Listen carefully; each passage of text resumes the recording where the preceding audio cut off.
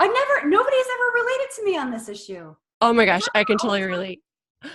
Okay. Okay, yeah. So let's just jump right in. I do like my little introductions after the fact, so people already know all about you. But yeah, let's talk about writing books. And I know you've got a second one coming out, so I want to talk about that. In November, hopefully, it has an alpaca, a live alpaca on the cover. Wait, alpaca alive? What do you mean? Like a real animal. Oh, okay, not like a cartoon, like a real. No, like I hired a live alpaca from Animal Casting Atlanta to come to the book shoot. They're very expensive. They have Stormy Daniels rates, very expensive. But they were on their way to, I live in Atlanta, and they were on their way to an Avengers movie shoot in South Georgia. And they said, we can swing by for 15 minutes. I ended up staying an hour. So the book cover, both the book covers people are going to think it's Photoshop. It's not. It's real. So I cannot That's amazing. Wait to movie trailers with the alpaca in it. Wow. It's a story of why there's an alpaca. It started out as drama, a llama, and then llama drama. But then I had to acquiesce to a alpaca because a llama wasn't available. Oh, I see. Yeah, I don't think I would know the difference anyway if I saw them. Fluffier. Which one is fluffier? The alpaca is fluffier and they don't spit, but they're kickers. Oh, well, that's good. Then you get some benefits. It was really, they said, don't touch it. It's not like a dog. Oh, because I've seen alpacas when I was in Peru. Yes. I went to Machu Picchu, and I remember in the city of Cusco, they had alpacas like in the streets. I mean, they were kind of like touristy probably things like, oh, come and take a picture with them and sell stuff with it. But they were sweet. You just walk by and I think it was really sweet. Yeah. It's somebody had posted a video of therapy llamas, like therapy dogs, and people take them to senior citizen centers and hospitals. It was so sweet. And so I reposted it on Facebook, and then like 3 people were like, well, you know that there's like 3 llama farms really close to where you live. I live like 45 minutes out of Atlanta. And I was like, do you think I could get a llama for my photo shoot? This was Wednesday. The photo shoot was Sunday. And they're like, yeah. Well, then it ended up, there's special kind of llamas. Some don't travel. They're like horses. Some are haltered. Some are not. Some you can't, put on a trailer. Yeah. And so literally at 10 o'clock on Thursday night, Animal Casting Atlanta said, we can have an alpaca for you tomorrow morning at 10. That's a true story. That's amazing. I know, it was so fun. When is your book launching exactly? Do you have a date in November? I'm hoping to hit November 1st. That's my goal. Okay, let me see, November 1st. Okay, Thursday. Okay. That's my goal. And I'm going to do, I'm going to start hitting, do pre-sales in hopefully October. It's with the content editor. The next it goes, we were just talking about this earlier, the formatter, interior design, then the final cover adjustment, because people may not know this, depending on the size of your book, it depends on the size of your cover. It's custom. So you have to wait so you know exactly how many pages before you can do the cover. Okay, yeah, I see what you mean, like, especially if you kind of want it to be in a range of pages. Well, like my, it will say, 100 pages. It's this size, 100 to, my last book was 267. So it fell into a certain range. Right. Yeah. Because if you have like a teeny size book, like Dimensions, it's going to be 500 pages. But if it's like, 8.5 by 11 paper sort of thing, it'll be really skinny, even though it's the same amount of words inside. Yeah, absolutely. That makes sense. Yeah, you're right. I never thought about that. Mine just can be like a standard paperback size. But you're right. You could do something wonky and make it like a bathroom book, make it really small. Yeah, small and fat. It'd be like 500 pages, but very, very tiny. Right. Like, I was thinking about doing that as like, when I was writing my second book, I thought of doing something and this will tie into your topic around failures. What I have found with working with clients with books and writing, self-publishing and all this is we all have all this negative self-talk in our head. We don't think we're expert enough. We're afraid of what the haters are going to say. We just kind of talk ourselves out of it. So I was thinking about doing a book that's kind of like all the reasons you should give like 0 Fs and like kind of make it tongue in cheek, like, and really just make it kind of funny, like even like a word on one page, or like the whole page is blank except for one sentence, something like that. That's a little bit more encouraging. Yeah, encouraging, and like irreverent to like a standard book, to kind of keep giving people more permission, like, oh wow, if Laura did this where it's like not even a traditional book where there's words filling the whole thing, I can step outside of the boundaries too. So Yes. what was your experience, especially with writing your first book? Did you feel any resistance? Like tell us about, take us back to that. At first I felt washed with love because I Oh, had this giant launch party that had 333 women showed up. wow. And it was so funny, Laura, because it wasn't like come and buy the book. It was never that. It was like an experience where I had women talking about changing their lives after 40. I had all these different people of my squad, like my friend Kristen Igmeyer. She's a professional event coordinator. She ran the event. My girlfriend Mila Bennett is a plastic surgeon. She emceed the event. She gave away, I'm not making this up, she gave away vampire facials. What's And that? I've never had it, but it's like they take something. Have you ever had your lawn aerated where it like pokes holes in your lawn? My I husband's in think it's like that, landscaping. but on your head. On your head. On Oh. your face. I think it's like Oh. that on your face. Yeah. And so then what happens is supposedly, like, imagine, you're injured, it pokes a hole. And so then the collagen, like, it tightens up your face. So anyway, it's called a vampire facial. And I'm not making this up. She gave away a vaginal rejuvenation treatment. I'm not making this up. Oh my gosh. And so I got all this press because it was like, and I gave 10% of the money to charity. So I got all this press on it. So I had this great, sold 500 books the first, well, actually the internet crashed at the club that we had it. So I sold no books the first day, but I sold 500 the next day and then 500 the next day. Wow. And then it kicked it off and it was like #1 in like a really hard category, like memoir, like biography memoirs next to David Sedaris. And then, okay, so then that kicked it off and I was like, please do a review because reviews are so important. And everything was perfect. And then, once you start selling a lot of books, it doesn't matter if you're an actor or an actress, a singer on YouTube. If you have a certain volume coming in, the haters will find you. It's just invariable. So you have to warn people. And so at first it really hurt my feelings because people were like, you're a rich white lady in the suburbs. And I'm like, what? No, I'm not. But whatever. And, or if I met you, I'd hate you and your family. And so they were so like rarely was it a book review. One lady left a funny book review. My book is funny essays. And one guy's like, I didn't understand the plot. I don't think the plot was fully developed for the characters. And I was like, it's not a novel, but whatever. But the way, I really soul searched on that. And I thought, my intentions for this book is to lift particularly women up. Yes. And to send a message of like, we're all trying to be good moms. We're all trying to be good employees. We're all trying to be good wives. And like, I wrote a book about, getting fired and getting divorced and pooping my pants and falling down flights of steps. And if you can't laugh at that, then I really feel sorry for where you are. Yeah. I'm not angry with you. I'm sad that you are like, like, where do they have to be in their world, in their life to take the time? Have you seen my book cover? My book cover is like, obviously, I am a white woman that lives in the suburbs. I love the back of the cover. If people are just listening to this, I know everybody's done that, right? You're on the front, and then the back is a photo of the back of you, and your dress is like tucked into your underpants. My Spanx. Yes, which has happened to all of us, I'm sure. And my butt was photoshopped, Laura. Good. I would do that too. My butt's 47. They made my butt look a good 37, I think. I love that.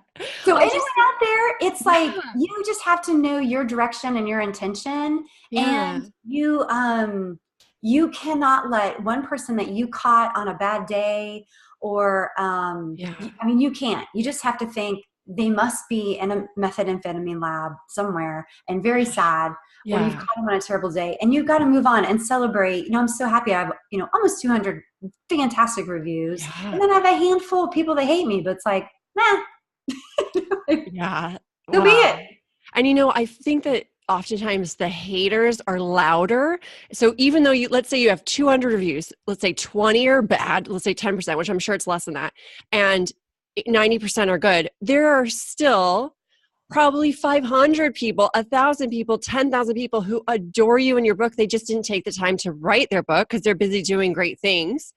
Right. And maybe inspired by your action, so they're off taking action, But it's these folks who are feeling trapped and sad that have nothing else better to do than to kind of project out their negative feelings.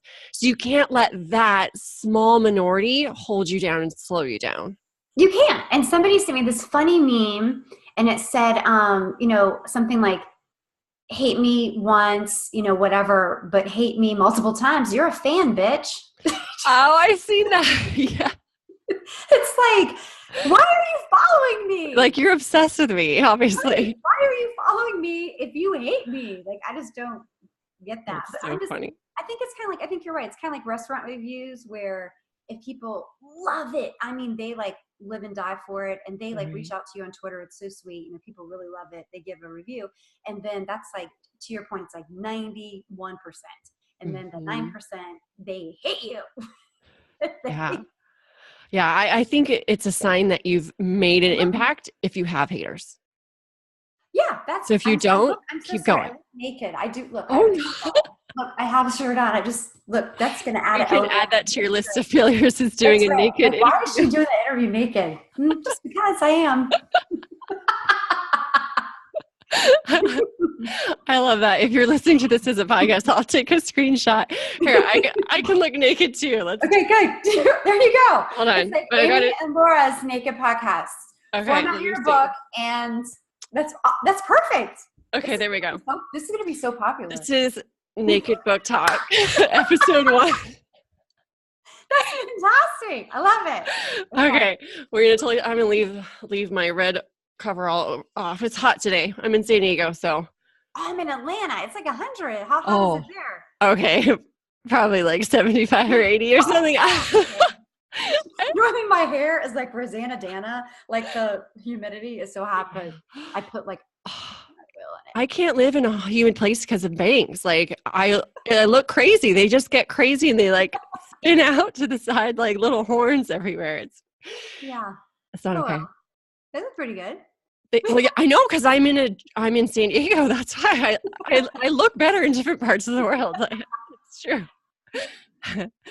Well, I love talking about your book experiences and the fact that you're just embracing failures. Like, let's address that. Your book is about failures. Most people hide them, run away, and try to act like they don't exist, especially on social media. If anyone, I mean, it's a PR version of our lives. It's not that it's not true, but it's only a sliver. So it seems more, glamorous. Amazing, glamorous, than maybe it is. Like, I've never said this story, but my husband and I were living in Rome for a month. We were in Europe for a year and in Rome for a month. And I had all these amazing pictures of the Pantheon and like walking around. And there was one day that I was literally like crying and writing in a journal, sitting by the Pantheon, because I was so overwhelmed with like business not going the way I wanted, yada, yada. And if you looked at my Instagram, you would never in a billion years think that. You would just think I'm like laptop lifestyle, living the dream, which I mean, I was in a way, but like, it doesn't mean that those things aren't there. We just don't show them. So I think it's great that you actually embraced it as the topic of your book was all about your failures. And your second one is a collection of stories from friends and fans. Yes. What happened was, that's so funny. What happened was, I used to, so I promote every Friday after the first book launched, a Friday fail of my own. And they weren't from the book. It was just like whatever had happened that day. Like, one day I, put on there that I had set, the spaghetti dinner on fire. And I'm like, not actually like the pan, but like the box of spaghetti. It was like too close to the fire. So I like set the spaghetti on fire, literally. And so just like that would be on there, or, whatever was going on in my life with my dogs or my family or whatever. And so what happened, so people started replying about their week. And then it became so common that they would tag me on a Tuesday. They're like, I can't wait until Friday. This is my Tuesday fail. And some of them were so funny. I just started cutting and pasting them. That's amazing. And then, but then I had 50,000 words, but people were, very resistant still, even though they posted it in a public forum for me to use a real name in the book. Oh, yeah. And so I said, may I use it? You're releasing it to me. You're not getting any money. I get to use it in marketing and in the book. Right. And I will use your real name, your initials, or an alias. And so a lot of them picked aliases, but they're so funny. They're so real. I mean, they start with like morning fails. Cannot make this stuff up. Like morning fails where a woman's like, some of them are one-liners, a lot of them are essays, but a lot of them are funny one-liners, which will be really fun to use in social media. Yeah. And, she's like, I just sprayed dry shampoo on my pits because, the container looks the same. Like that's how she started her day. Yes. Or, one woman's like, when I get nervous, I pluck out all of my eyelashes. Like, it's just like the strangest things. One woman's like, I put my M&Ms and Skittles in Roy G. Biv order.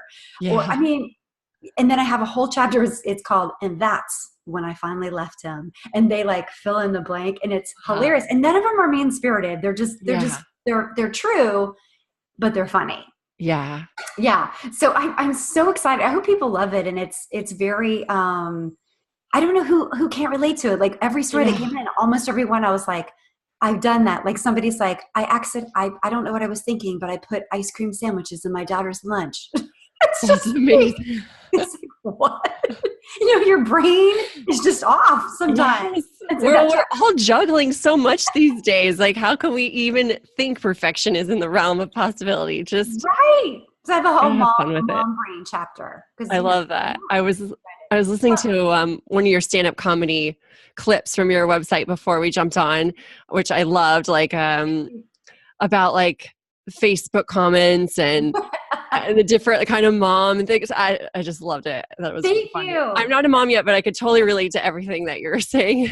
Well, most people can relate to Facebook because there's really only 3 replies that you have on Facebook, which I discuss. It's like, oh, that's precious. You know what I mean? Like new babies, new kittens are like, oh, that's precious. And then people that put like broken arms or like their, eyeball is slit open, you just put yikes. and then a lot of things when people complain, I just put, I'm praying for you. And sometimes I do pray for them, and then sometimes I don't. But that's my standard thing. I'm like, I'll pray for you. What can you say? Like, my bunion is so big, I can't even wear shoes. You're like, I'll pray for you. Yeah. Have you seen a doctor? And I'll pray for you. Okay. Exactly. There's podiatrists for that. And yeah. Like step 1 should not have been Facebook. Step 1 should have been a trained physician. Why is that the go-to? I don't understand why that's the go-to for like death and destruction. Like, I don't want to see your arm slit open. I don't want to see that. Yeah, I mean, it's maybe just a testament to everyone needs to be heard, and some people aren't feeling heard maybe in their normal real life, and that is why the haters are hating so loud because they just need to be heard in some way. And shooting Venom is a great way of doing that, or maybe showing bad, horrific things as a way to get attention. And again, it's kind of like, oh, we just have empathy for them, and they just want to be acknowledged. Right. And I give people a lot of grace. Like if you need that, then do it. Whatever people want to do. Because we've been there in our own different ways. So like we just need someone to understand us. So. Yes. And that's what I hope this book will do. And I was so happy with the reviews of the first one where people were like, do you have a camera in my home? Because that's what's going on in my home. Or one lady's like, I read your book in one day and I just feel like I suck less as a mother, as a wife. You know what I mean? I'm like, you're welcome. That's amazing. I'm hoping that that's what people get out of it. They're like, oh gosh, everybody has issues. And sometimes they just don't show it. They just have that like, everything's fine, but it's normally not. It's normally not as good as people think, and it's normally not as bad as people. Yeah. Well, speaking of making people feel better around failures, let's talk around book failures, like actually writing, editing, formatting, whatever the book failures, because I have some of my own too. And I know we were starting to talk about it before I hit record. I was like, save it. So, would you mind sharing about your formatting issue? Because I also have formatting issues. I'd love to hear yours. Yes. Okay. My recommendation is you buy something that, especially your ebook, your paperback book is a little easier because you can load a PDF and it's going to look Right. exactly like that, whatever your Right. PDF is. So you feel so safe and secure knowing that. However, your ebook is different, and I don't know if it's still an HTML conversion. Well, so what I teach people to do in my courses and my client work is to export it as an EPUB, Uh-huh. because that's the file format that's like the most dynamic and robust for Kindle and all the e-readers and things. But there's tons of issues. So like I found an issue where I wrote my entire book in Google Docs, which I think you did the first one too, which Yes. I love Google Docs because then my best friend, who's a lawyer, she edited it for free. And I was like, yay, it's perfect. I exported it from there and it looked terrible Yes. on Kindle because it's just a dynamic enough program. Right. I copied and pasted the entire thing into Word, which I hate. So I Right. downloaded like a free 30-day trial of Word because I don't even own Word. I'm on a Mac. I don't use Word. I haven't used it in forever. I copy and paste it over there, had to reformat it to make it look perfect because everything didn't translate. And then Right. when I exported it, there were still these like Wonky things. weird Yes. wonky things. So I ended up hiring a lady to help me, which because I hate Word and I don't know how to do like the back end stuff. So then that ended up leading to my not uploading my final file exactly 3 full days before it went out to all the people who had pre-ordered it. So my crazy fail story, to jump in there and I want to you can finish yours, is I sent out like a rough draft to everyone who had bought my book on pre-order. Yep. Totally embarrassing. So Yes. I have some bad reviews on my first one. And I think it's because of the people who maybe bought my book but didn't know me and didn't hear me explain what happened. Yep. Got this version that looked like my scrap notes because I didn't upload the file in time because the lady I had hired, her mom was having like health issues. And so it was just all these things. And I was like, don't worry, I'm sure we could push it out, but you can't. They lock you out.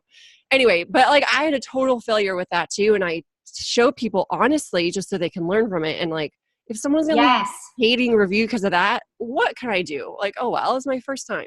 Give me a break. Yes. And that's people need to know, if you want to write it on Google, write it on Google and do not format anything. Don't hit a page break. Just get it out of your head. Yeah. Get it down. Then hire like a content editor, or if you want to do it yourself, cut and paste the whole thing into Word and then format your book in Word. And I really recommend Scrivener. I should jump in there. I was going to say that. I was going to say, or Scrivener. I'm obsessed with Scrivener. So like for my second book and beyond, I will not even open Word. My free trial is over. I hate it. It's gone. I love Scrivener. And it's a $45 one-time fee. It's made for authors. So I just can't say enough about it.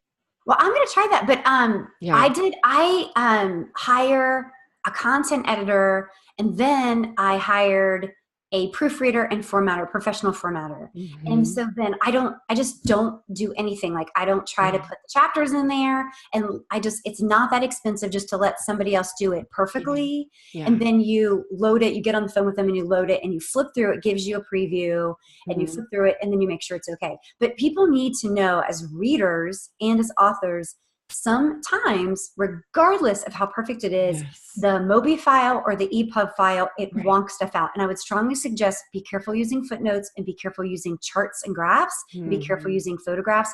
There's a reason why they tell you not to do that. It doesn't format well.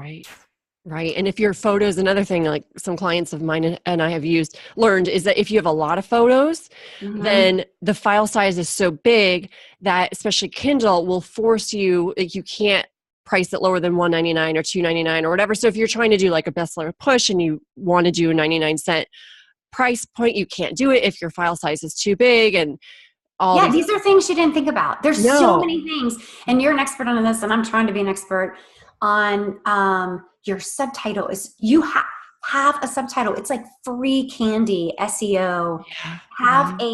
Have a clear and concise title that people are going to search on. Your keywords, like the keywords that you load into KDP are different than the keywords that you load into Amazon marketing. It's a real science. And there's, shows like yours, and Dave Chesson is one of my favorites that go through that. Like before you write a book, you need to see if there's a market for your book, and you need to exploit.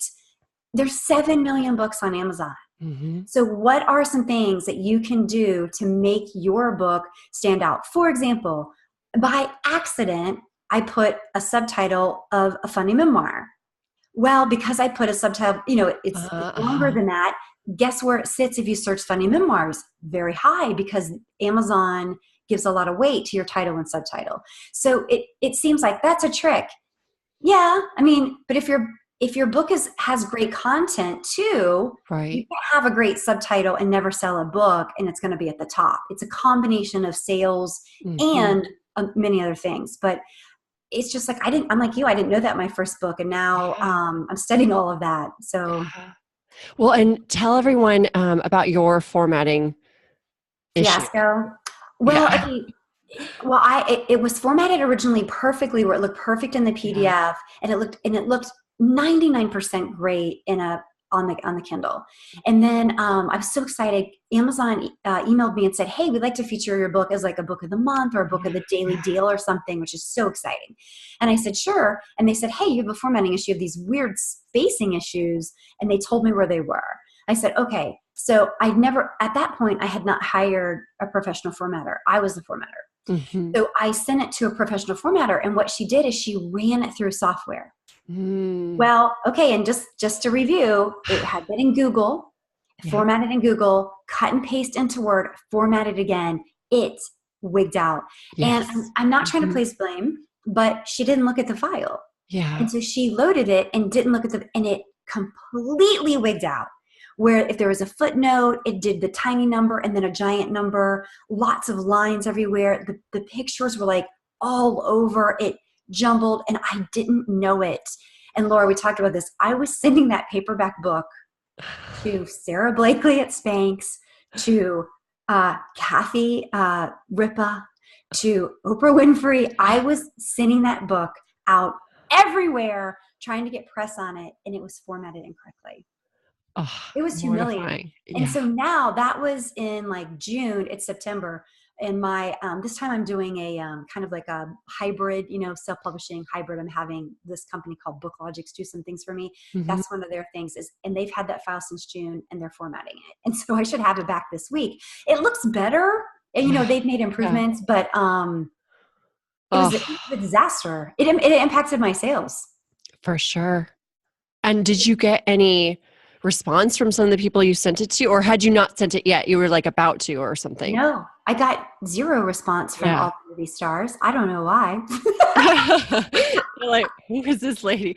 Although maybe having a bunch of craziness could be a good I mean, it is called the book. Book of Failures. Right.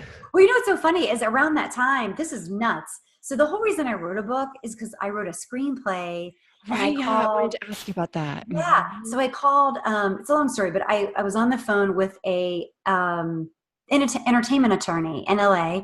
And he's like, you can't just roll into Hollywood. You need to write a book or a blog. And I'm like, what? What am I supposed to write a book about? I just spent, all this time writing a screenplay. And he's like, Yeah.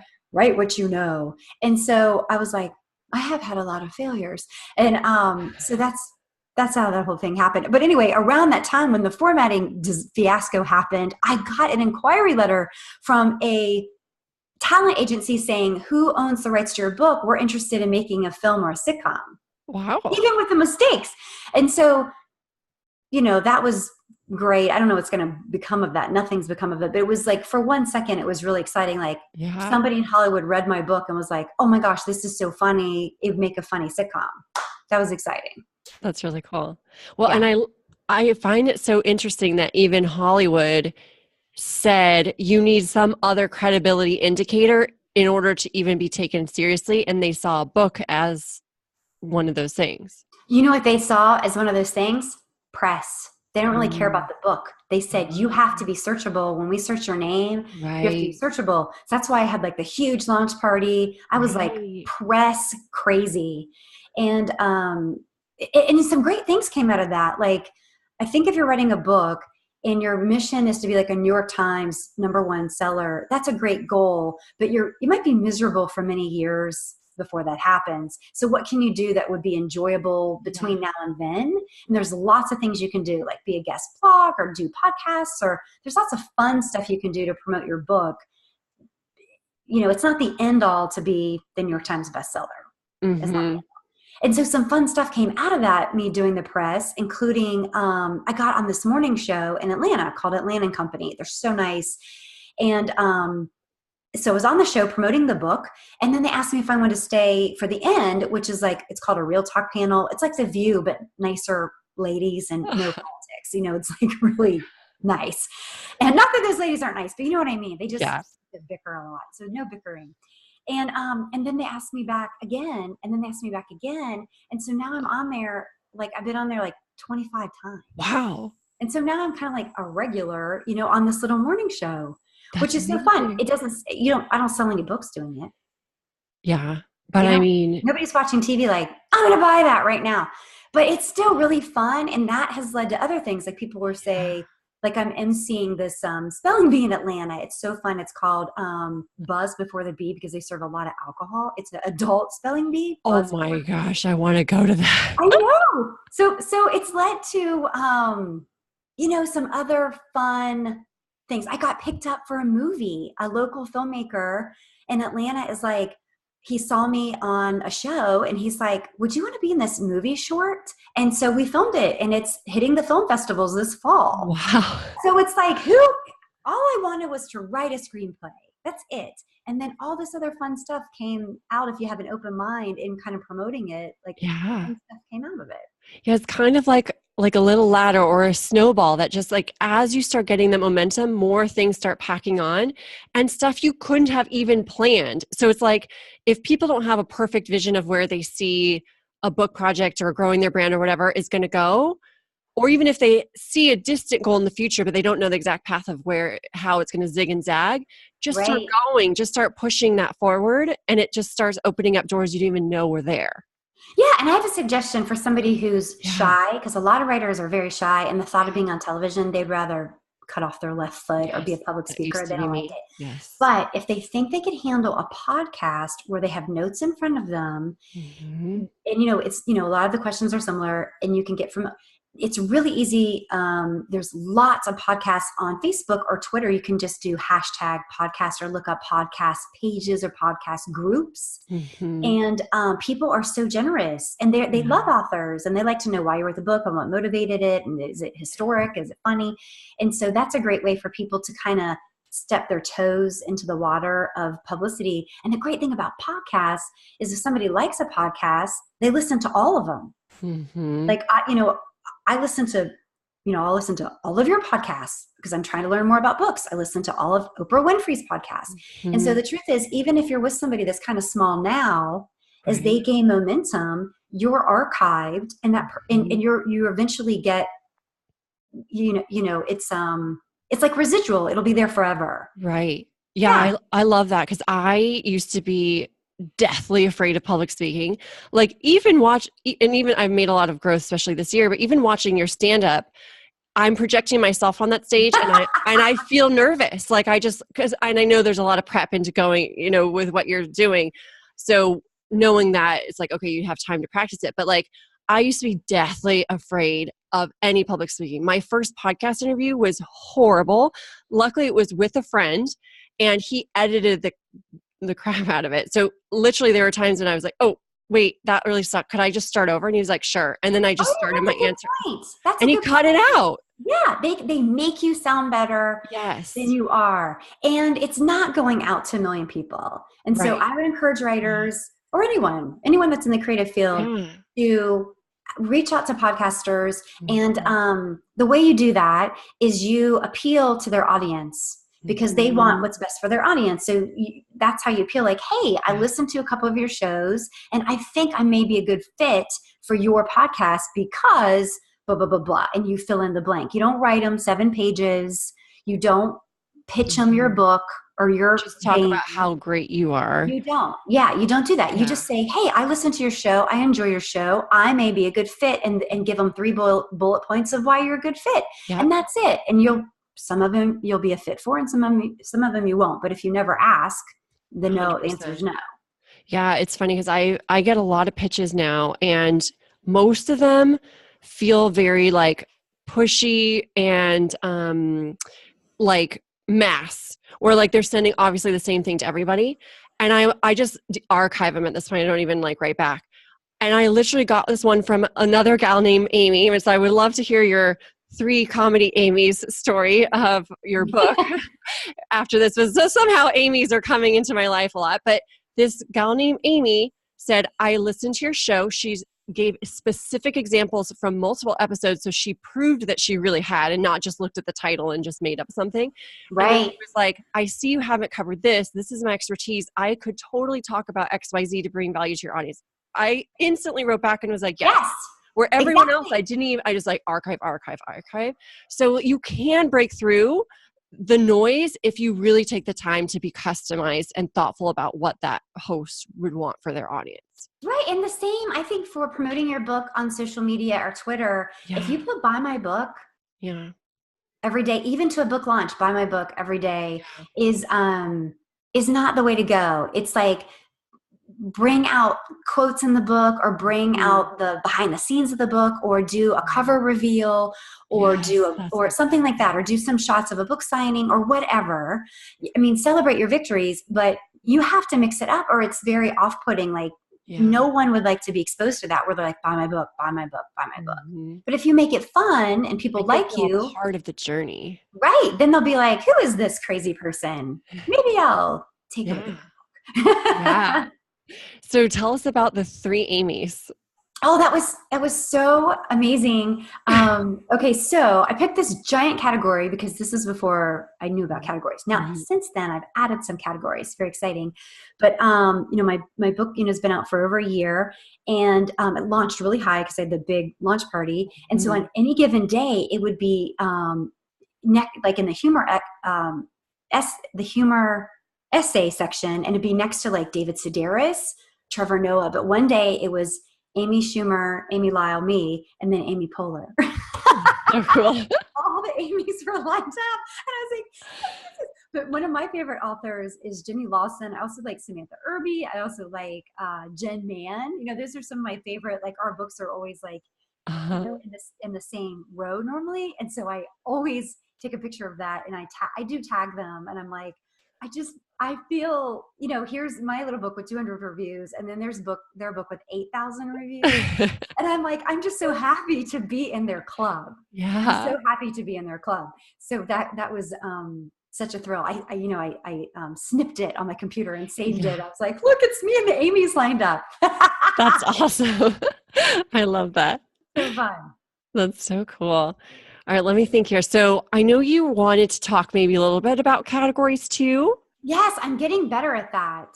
Yeah. So just as like a foundational stuff for people listening, one of the most important thing for hitting number 1 in your categories is picking categories. So what I like to talk about with clients is like everyone's book actually, I should know the stat. How many thousands? Let's say there's like 45,000 categories on Amazon. That might be off, but like there's a lot. Yes. So no matter what your book is about, it's going to be able to fit legitimately, let's say in 10 categories, just to make numbers easy.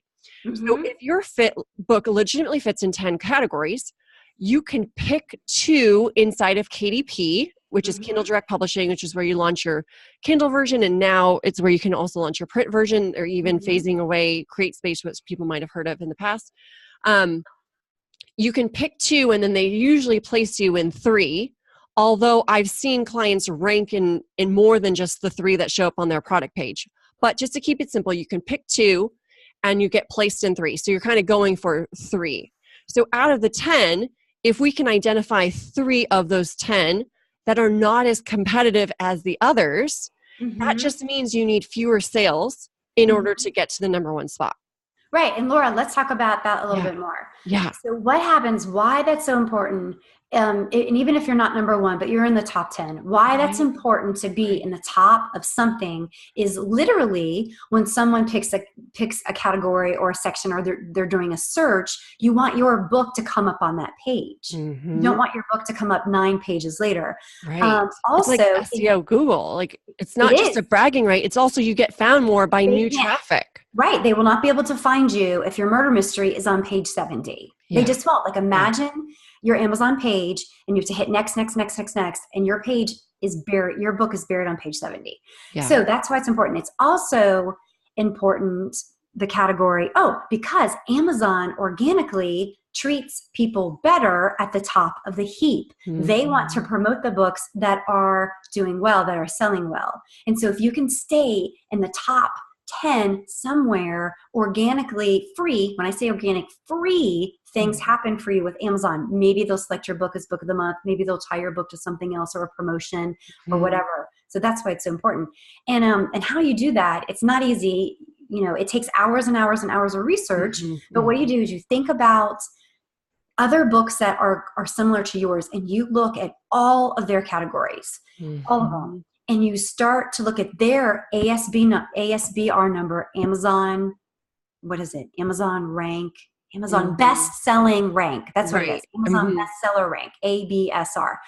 And so let's say my ABSR on any given day, it's probably like 5,000 when it launched. Now it's probably 20,000, whatever. It's so high. There's 7 million books. Well, do you want to do a little Zoom screen share really fast? Yeah, sure. Okay. Yeah, because I think if you saw it, because what you're trying to do is make sure that your ABSR is higher than somebody else's. Do ebooks. It makes me look better. Okay.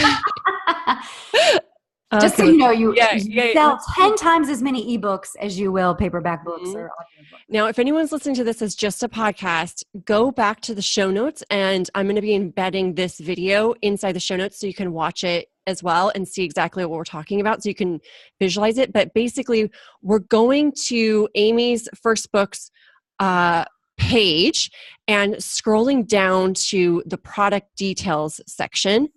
And so that thing that Amy was just saying, Amazon bestsellers rank ABSR, is right there. So right now you're 35,650 in all of Kindle. In all of Kindle. So, and that, some days it's 9,000, some days it's 6,000, some days it's 50,000. It just depends. But let's say on a going rate, normally mine's about 15,000. So on an ongoing basis, so just below there, if you're looking with Laura and I, there are 3 different categories. And just so you know, if you want more categories, you just ask Amazon nicely. You ask Kindle nicely, hi, I think my book may also fit into this category. You give them the exact search string, exactly how you see it, and they're very generous to put it in there. So for example, listening to Laura and Dave Cheston, I found out there's kind of a good category for me: parenting and relationships, family relationships, step parenting and blended families. I talk about it a lot in my funny memoir about how hard it is to be a step parent and to blend a family versus, 57 in a real hard-hitting category competing against movie stars like Tina Fey and Amy Schumer in humor and entertainment, humor essays. So that's what we're talking about, is trying to find some categories. All 3 of those are still best in the best-selling category because then they're top 100. But still, even 57, I might want to play with that one because somebody that clicks on what are the top-selling books and essays, I'm not going to show up on the first page at 57, but I will show up on the first page at 6 and 20. Yeah.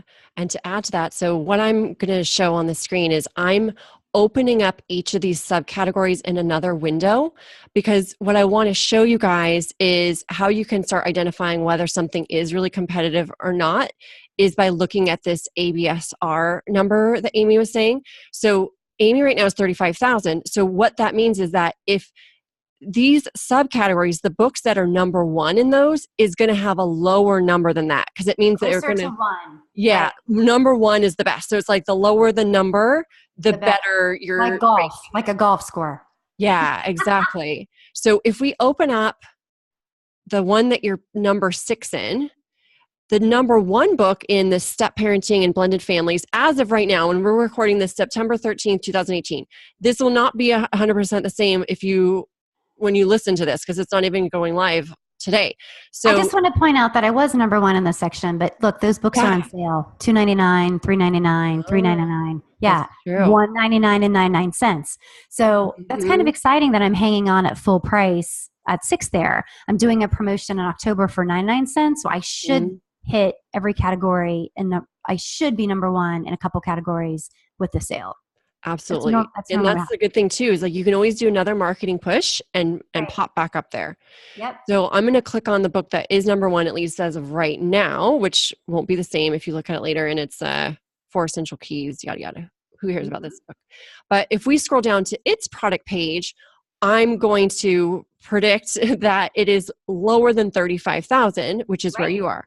So here it is. So it's number one in 3 different categories, and its overall rank is 6,756, which makes complete sense. So that's why it's outperforming, because it's doing more sales and it's ranked lower overall. So it's going to be showing up lower in the subcategories too.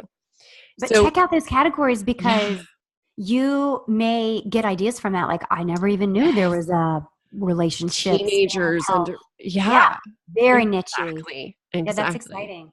So what I coach my clients to do is to look for books that are number one in subcategories that are relevant for you, but their overall ranking is as high as possible. So let's say let's say this book you found is number one in 3 categories, and overall it's like 55,000. You're like, Right. wow, these are great subcategories because it's not as competitive. If a book that's not ranked very well overall can hit number one in these are prime candidates. So this is where I coach on the research that does take several hours. And I Oh even yeah. have a little side thing that people will just say, you know what, Laura, you taught me how to do it, but I don't want to do it. Can I just pay you to do it? And I say yes, because I'm like a nerd for this and I've done it a million times now. So, but it really is just diving in deep and looking at all these different categories that are out there that you didn't even know existed, books that are maybe similar to yours that would make sense for you to rank, and just diving all the way into the rabbit hole and finding those categories that are great opportunities. Yeah. Now for me, I mean, Mhm. it's exciting to be number one in any category, but it's still exciting for me. Like if you go back to mine, Mhm. Laura, and click on, okay, good, and then click on the essays, even at number 54, Right. All right. click on essays at the bottom. It's still exciting for me. Like, Yeah. look who I'm like, if you Trevor go, Noah, yeah, The Daily Show. like I if you love go through him. those pages, it'll still be like Anna Oh, there's Amy Kendrick. Poehler, Tina Fey. Yeah. So even at 54, if you scroll there, like Mhm. it's still, I don't know, for me, from a marketing perspective, it's more fun to have my book sitting next to Mindy King, Kaling Kalish. Mhm. or Jerry Seinfeld than it Yeah. is to a guy that wrote the divorce book. It's just more fun. Yeah. So, today it's by, let's see here, a Bill Bryson, Oh, yeah. Oh, above Jim Jim Gaffigan. Gaffigan. I Yeah. love Jim Oh, Gaffigan. I do too. And his book is frequently in the top 10, and today it's 63. Like, you don't know. Yeah. It just depends on many variables. I think he's coming off a sale too, and now he's back up to 11.99. But Mhm. anyway, from a marketing standpoint, I like that my book is in a giant category because Right? it's fun to put on social media once in a while. Like, my book is sitting next to my hero, Jim Yes. Gaffigan, or my book is above Bill Bryson today. So Mhm. that's kind of fun. But I do like having a number one book in a smaller category, a niche category, because, it feels good. Yeah, that's a great perspective too, is like have a combination, like go for one that you know isn't so competitive, even if it's like super niche, just to get the awesome screenshots of hitting number one and the excitement that your fans can be all a part of. And then also go for categories that are more competitive, but you would just die to be in the same league Group. as these folks. And yeah, like for if you're an entrepreneur, like put in a category where Tim Ferriss and Tony Robbins and Mel Robbins and all these Brene Brown, whoever, like really dominating so that you can have a great space to aspire to get higher and be among the people that you look up to. Yeah, and I'll share with you, and you probably know these numbers anyway, but new authors don't. What's so surprising? Okay, my Mhm. little book has been, in the bestsellers on Amazon for over a year, and I sell about 10 books a day. Mhm. That's what it Mhm. takes. And so when we're talking Mhm. about doing a podcast or taking time to reach Right. out to do a guest blog, it really makes a difference if you sell 10 books a day or you sell 12 books a day Yeah, on your ranking. And absolutely. so you don't have to sell hundreds of books a day to be in the top 10. You have to sell Yeah. a few books every single day. Be consistent. Mm-hmm. And I that, love a that lot you of that, shared that. Yeah. yeah, and that is from, I believe as a writer that it comes from Amazon marketing. And a lot of people, it just surprises me. Like they'll drive across town to do a speaking engagement to 30 people. They'll sell 6 books and it took them 4 hours out of their day, but they will not place an Amazon ad that costs 25 cents a click. Yeah. And the truth is you will sell 90% of your books from Amazon. So why not fish where the fish are? Yeah. So just if you're scared about it, put a very low daily budget. I'm only going to spend $5 a day. You probably won't even hit $5 a day. Right. You hit $5 a day and start playing around, and you could have 10 ads at once. But I think people are scared of it. Mm-hmm. And there's all kinds of free tools that you provide and other people provide of how to navigate the world of Amazon marketing services. Mm-hmm. But it just makes me sad when someone has a great piece of work and then they don't advertise it on Amazon. It shocks me.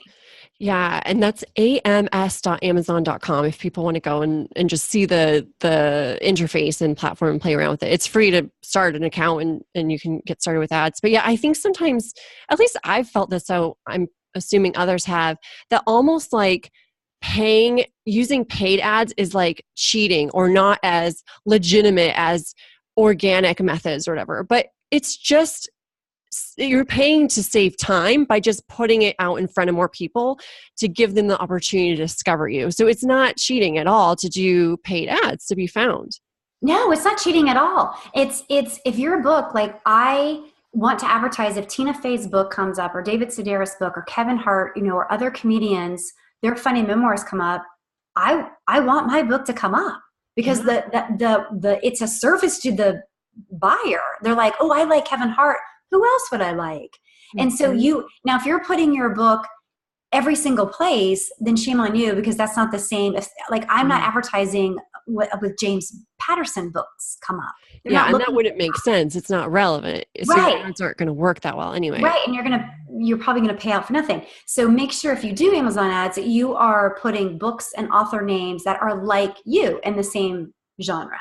But you can still have 10 different ads. Like you could kind of target moms or you could target comedians, Christmas gifts. Whatever. Yeah. Christmas gifts is a good one.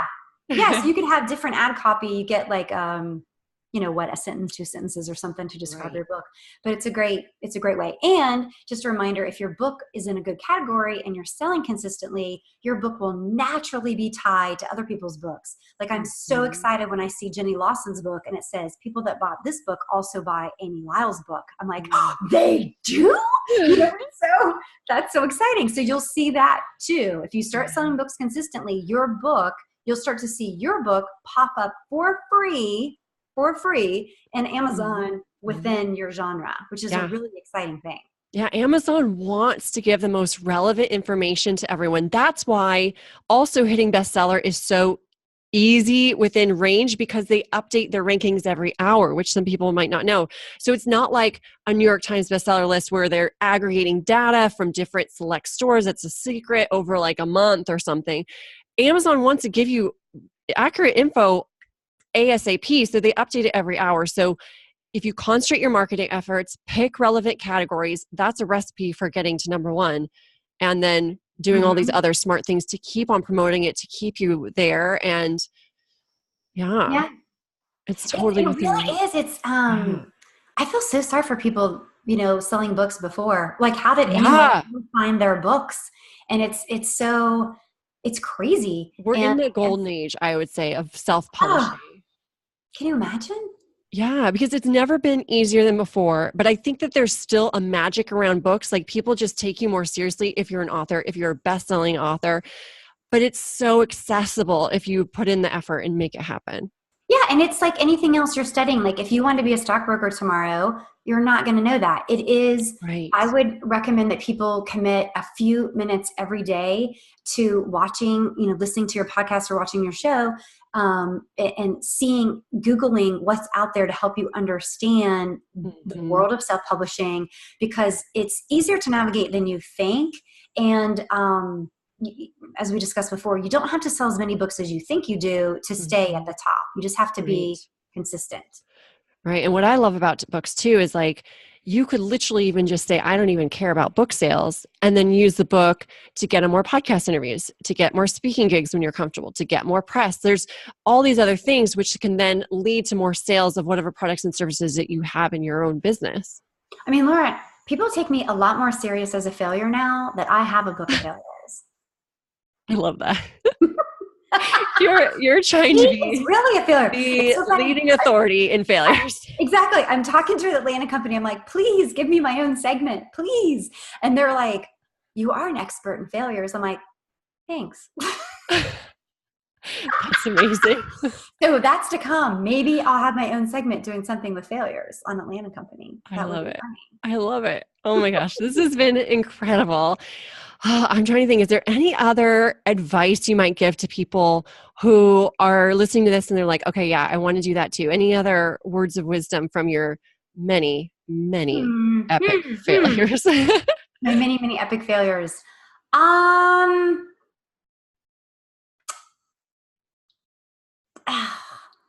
can't think of anything else. I mean, you're going to have some bumps which on is the road. a failure, and I love that. It is a failure. I can't think of anything.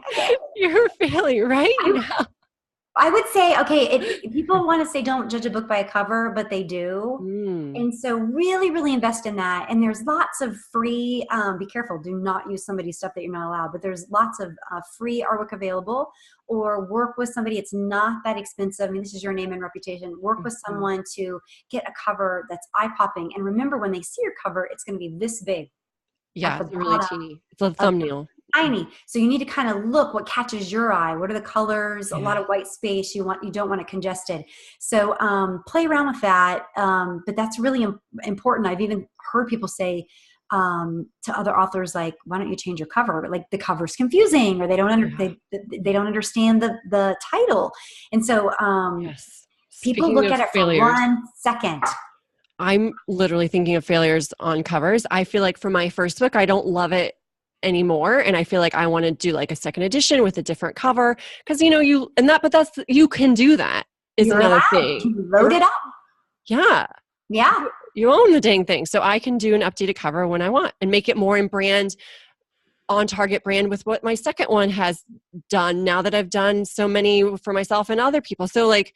Yeah, and I'm not a graphic designer. I should say that. Me either. I have to hire it out. But it's a whole world. The interesting thing about being a writer, even if you're not a published writer, is there's such a community. I started a writers club in my neighborhood by accident, because I was just teasing on Facebook, where I was like, I had these 2 girls with me, and I'm like, hey, you want to join our club? Email me. Well, we have 100 girls now in my fake writing club, and we meet twice a month, and we share leads, and we share, here's a good proofreader, content designer, graphic designer, whatever. We share all the stuff. Where somebody gets interviewed, we're like, hey, contact them. They're interviewing authors or whatever, or book fairs, whatever.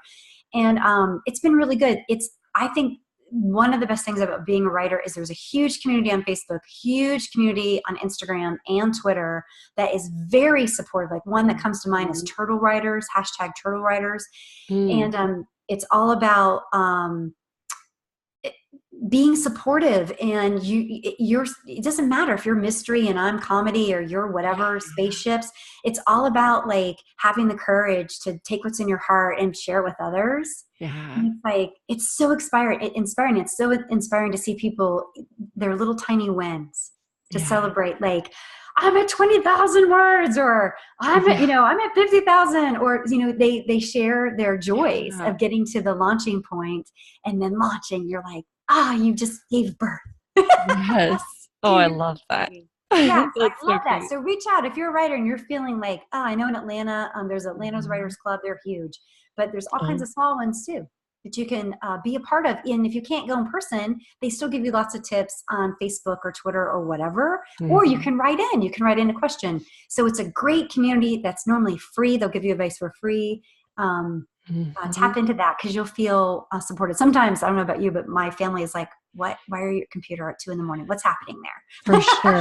For sure. Like, our friends and family may mean the best, but the advice that they give is often reflecting their own fears and doubts and concerns, and it's not the best thing for you. So you need to surround yourself by other people trying to accomplish similar things or have done it already, so that you don't lose that momentum and don't get talked out of it just by someone who means well but doesn't actually know what's going on.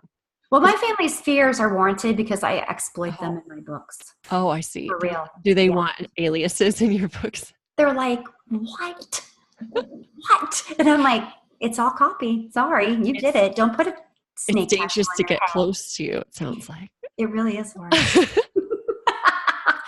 Send me your fails after the show. Okay, I will. I want to be in it. Is there still time? There is time. Send me a fail. Oh my goodness. Okay. It could be a 2-page essay. It could be a one-liner. But I'm a content editor, but I can put it in before the proofreader grabs it, and so can your audience if they get to me pronto at www.amylyle.me. It can be a one-liner fail, and it can't be a sad, horrific fail where someone died. It has to be funny, a funny fail that we can relate to. Like maybe funny. The coworker stories are really funny. Coworkers or dating stories, dating disasters. Oh, I've got a funny one on that. There you go. I'm married now, but this is from back in the day. It's pretty funny. That's a whole nother show we could do on dating disasters. It doesn't really tie into your book other than it would give people book ideas. Yeah, I love that. Or maybe even a sitcom. Yeah. Oh my gosh. If you give your story to Amy, you could show up in the future sitcom. You could show up in a future movie. Guest star. Oh my God. Yeah, guest star. Well, my movie's coming out, being made this time next year. That's so cool. When we started this story, I know.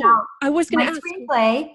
A year later, Suzanne Gerva, who used to be 10 years, she worked for DreamWorks, Steven Spielberg's, DreamWorks. She's now been an independent filmmaker for many years, and so she's taken on my film. And another filmmaker, he's in Atlanta, Stephen Beeler. So this time next year, filming starts. You are invited. Anyone can be in my film. I would love it. They can be extras or whatever. I want to be an extra. That is like a list, like a goal on my list. Is I want to be extra in movies.